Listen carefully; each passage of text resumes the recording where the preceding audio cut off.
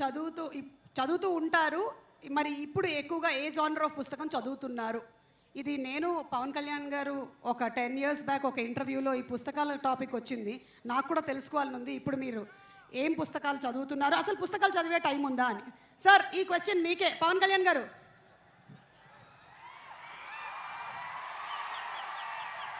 పుస్తకాలు చదువుతాను. కనీసం ఒక రోజుకి అంటే డే మొత్తం మీద పడుకునే లోపు లేచినప్పటి నుంచి లేచినప్పుడు అట్లీస్ట్ కనీసం లేచిన వెంటనే ఫస్ట్ ఒక 15 నిమిషాల తర్వాత కనీసం ఒక 20 pages అవుతారు మినిమం, ఏదో ఒక పుస్తకం ఏమన్నా. అలాగే కనీసం ఆన్ యావరేజ్ 2 గంటలు చదువుతాను అనుకుంటా minimum. On an average on a day. Wow, ఇంత బిజీగా ఉండేటువంటి మీరే ఇలా చదువుతున్నారంటే మేము ఇంకెంత చదవాలని ఆలోచిస్తున్నాం, నేను, రాసి, లీలా. అండ్ అలాగే పవన్ కళ్యాణ్ గారు ఇంకొక క్వశ్చన్ ఫ్రమ్ ద ఫ్యాన్స్.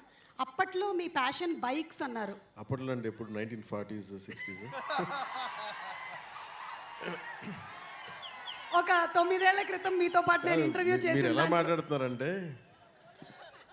1940లో 56లో అయినా శ్రీ 420 రాజ్ కపూర్ గారితో యాక్ట్ చేసేటప్పుడు ఇట్లా మాట్లాడుతున్నారు. అంటే ఒక తిప్పి కొడితే ఎంత అండి, మొన్నేగా చేస్తా సినిమాలో. అదే ఒక 7 years బ్యాక్ నేను ఎస్వి రంగారావు గారు, కన్నమ్మ గారు అందరూ కూర్చున్నప్పుడు, ఎన్టీ రామారావు గారు నేను కలిసి, అట్లా కాదు. ఇది చాలు మాకు, ఇది చాలు.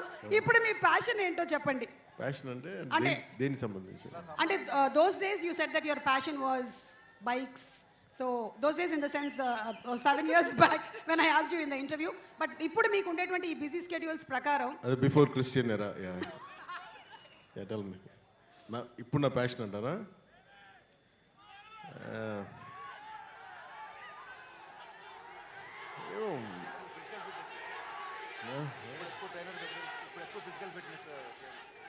అంటే ఏది పడితే వాళ్ళు అడిగారు, ఏది పడితే వాళ్ళు చెప్పలేం కదా, అందుకని ఆలోచిస్తాను. ఏంటి అయితే ఈ ఆన్సర్ని నేను కమింగ్ అప్లో పెట్టుకుంటాను. ఈ లోపు నేను మీకు ఇంకో క్వశ్చన్ అడగొచ్చా మిమ్మల్ని? ఇప్పుడు ఇందులో డైలాగ్ విన్నాము, ఇచ్చిపడేసే గోత్రం అండ్ అలాగే ఇరగదీసే నక్షత్రం అని. అలాగే హరీష్ శంకర్ గారికి అలా మనం ఇమోషనల్గా ఒక గోత్రం ఇవ్వాలి అంటే ఏ గోత్రం ఆయన కరెక్ట్గా సూట్ అవుతుంది? అతనికి ఇచ్చిపడేస్తాడు. ఇచ్చిపడేసే గోత్రం.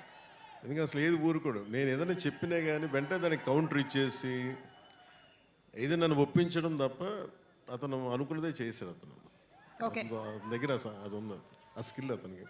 అందుకే నేను డ్యాన్స్ చేయను అని మెంటలీ ప్రిపేర్ అయినా అసలు నా చేత కూర్చోబెట్టి సాంగ్ చేయించి నా జీవితంలో నేను డ్యాన్స్ చేయగలనా లేదా నాకే సందేహాలు ఉన్నప్పుడు కూర్చోబెట్టి సెట్లో లాక్కొచ్చి స్టెప్స్ వేయిస్తూ ఉండే. వాళ్ళందరూ చూస్తూ ఉండేవాడు. నేను కూడా ఎలా వేయాలి నాకు అర్థమయ్యేది కాదు. ఏదో మా వాళ్ళందరూ కోప్పడితే డ్యాన్స్ అయిపోతున్న భయంతో చేస్తాను డ్యాన్స్. ఖచ్చితంగా ఒక మాట అంటే ఉంచుకోడు ఒంటి మీద, ఇచ్చేయాల్సిందే.